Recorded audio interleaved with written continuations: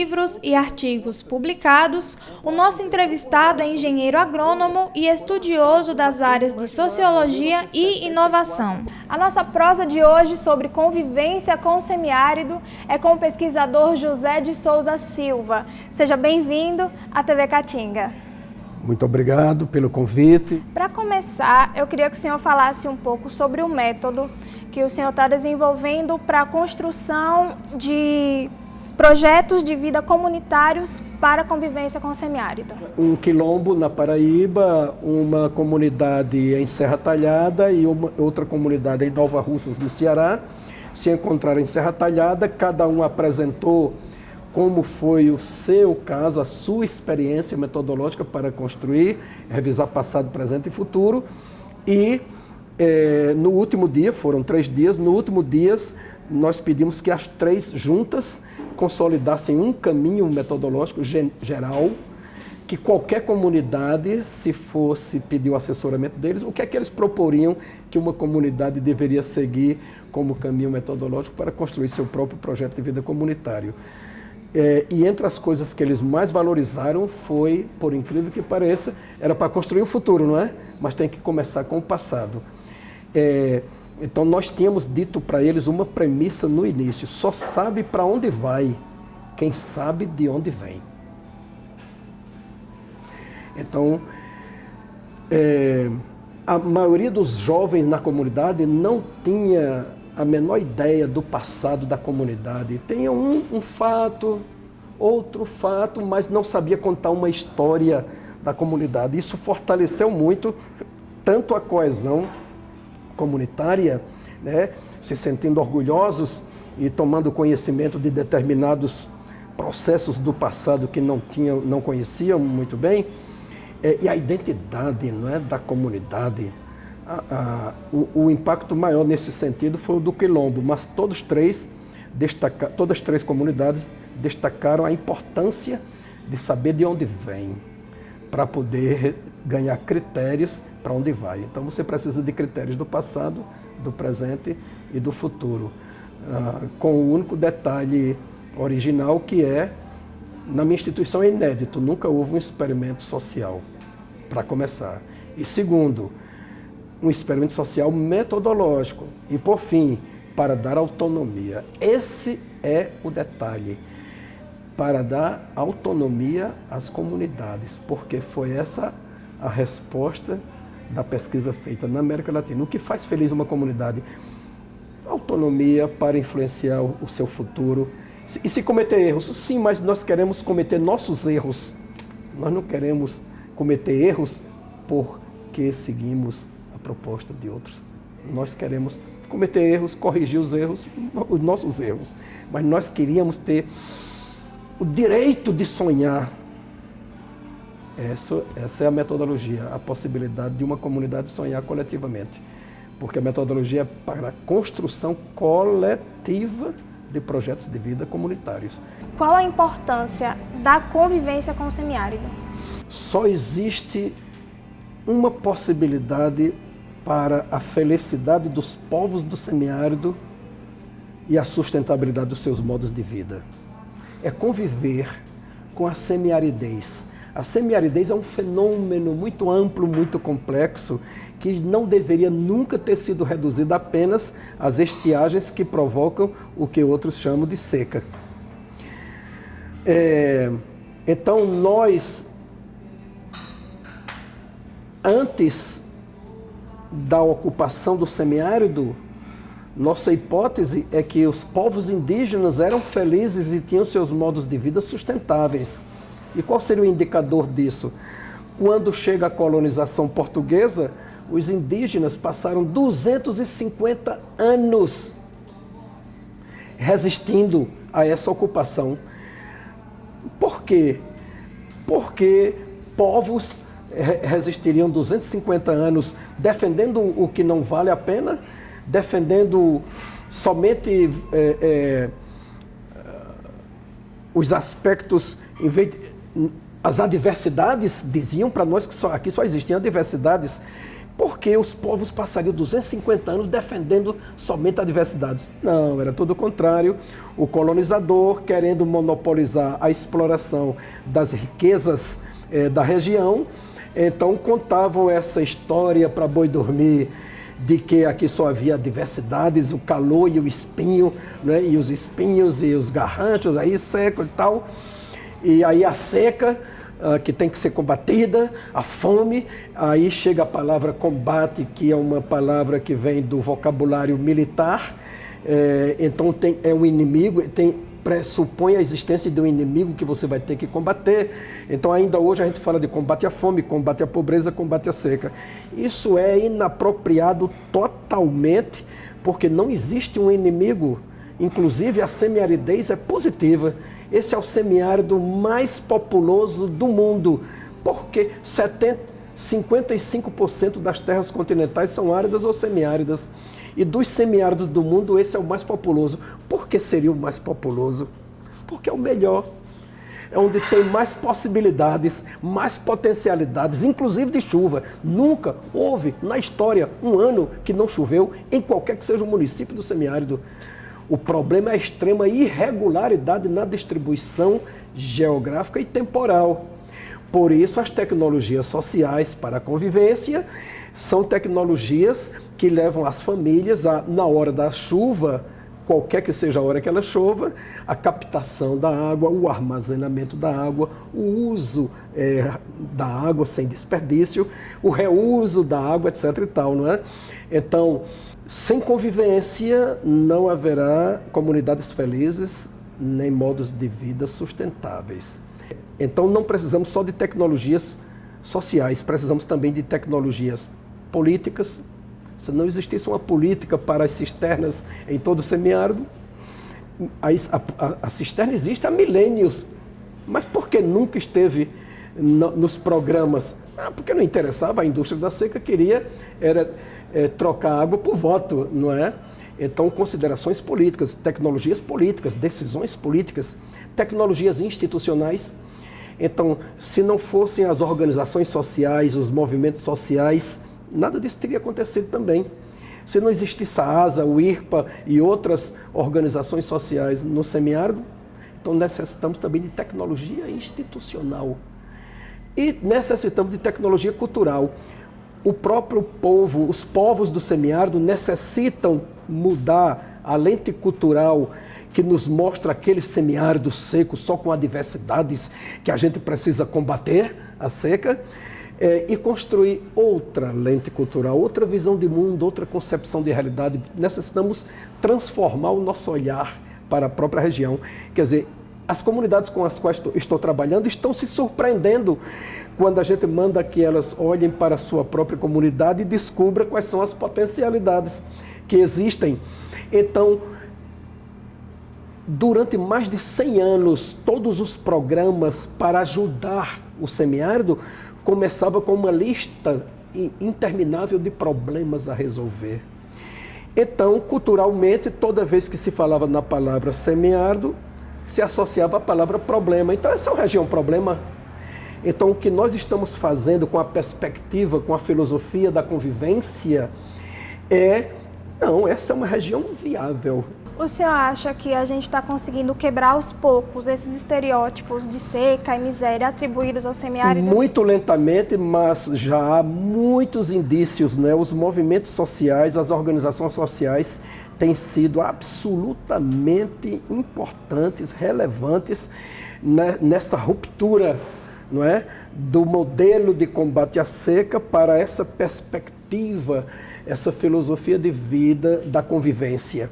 Porque o modo de vida comunitário nunca...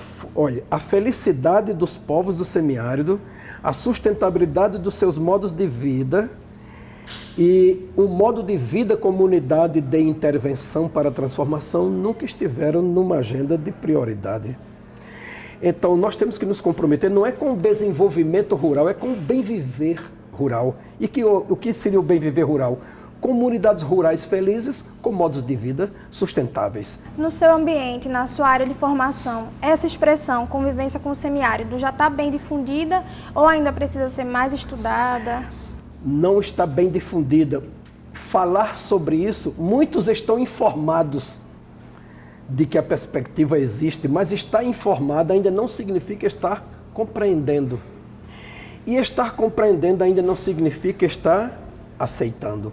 Então, muito trabalho pela frente, os meios de comunicação. A educação, deveríamos, assim como a questão da sustentabilidade, da questão ambiental, penetrou a educação e desde o jardim da infância as crianças já estão tomando conhecimento, na região semiárida penso que a educação deveria igualmente começar desde o jardim da infância com a questão da convivência para fazer uma ruptura cultural, mas desde o início. Eu me lembro do meu primeiro dia de aula, eu subi para a cidade e a primeira professora era uma professora de geografia e ela disse no final da aula, aqui está uma lista com os 10 rios mais importantes do mundo, tem que decorar porque daqui a 2 semanas vai cair na prova. E eu fiz a pergunta, mas por que tem que decorar, não está no livro? E a professora, da página 15 à página 27, tem que estudar e memorizar. Então eu cheguei em casa às 5 horas da tarde e antes de trocar de roupa, porque não tinha energia, então antes que a luz do sol desaparecesse, eu escrevendo o nome dos rios para decorar. E minha mãe chegou e disse, o que é que está fazendo com a farda? Não, mãe, é que eu tenho que decorar os 10 rios mais importantes do mundo. Mais importante da onde? Do mundo. Ela disse, tira a roupa, tira essa farda, coloca um short e vai correndo daqui a 200 metros no riacho nosso e vai pescar o jantar. Esse é o rio mais importante do mundo. Então, o conceito ainda não existia. Meu acesso à educação descontextualizada lá na escola e meu acesso à educação contextualizada com minha mãe. O rio mais importante do mundo era o rio do qual o modo de vida da família dependia. Não é? Então aí está um exemplo da diferença entre uma educação comprometida com a felicidade e a sustentabilidade, não é? De uma educação que não tem compromisso com isso. Educação para o desenvolvimento, não educação para o bem viver, para a vida. Saindo daí dos muros das pesquisas científicas e acadêmicas, fala um pouco sobre a importância desse conhecimento estar junto aos agricultores, familiares. Esse conhecimento nem sequer é apenas científico, nem deve ser, não é? Eu aprendi no meu primeiro dia de trabalho, em 1975, como extensionista, contratado, primeiro emprego, primeira instituição, primeiro dia de trabalho, no primeiro escritório. Eu cheguei muito orgulhoso com o meu diploma debaixo do braço, entrou o primeiro agricultor, fez a primeira pergunta e eu não sabia a resposta. Mas eu não estou aqui para contar essa história, eu vou contar as suas consequências. Eu disse para o agricultor, eu não sei da resposta, mas o que é que lhe interessa? Que eu saiba a resposta ou que providencie a solução? Ele disse, a mim interessa a solução. Então eu disse, volte então para a sua terra, deixe com a secretária aí como é que eu chego lá, que hoje de noite eu vou de trem para a cidade grande procurar o extensionista mais experiente da região para perguntar qual é a solução. E antes de 3 dias eu estarei lá com a solução. Cheguei lá em 24 horas, mas essa não é a lição. Voltei, quando cheguei no escritório no dia seguinte, era 3 horas da tarde. O agricultor já estava satisfeito. Então eu disse à secretária do escritório que fosse para a casa dela. Fiquei sozinho, fechei o escritório por dentro, com medo que chegasse o segundo agricultor com a segunda pergunta e eu não soubesse a resposta. Botei o meu diploma sobre a mesa e comecei a fazer uma reflexão com o meu diploma, um diálogo. Eu pensei que tu garantia, que eu sabia de tudo, e o diploma me respondeu que não, ninguém sabe de tudo. Para começar, ninguém sabe de tudo. E se soubesse, no dia que recebe o diploma, no dia seguinte começa a ficar obsoleto, porque as experiências de vida continuarão e o conhecimento continuará sendo gerado, então ninguém nunca saberá de tudo. Eu guardei o diploma no envelope que ainda hoje existe lá em casa de lembrança, é uma relíquia,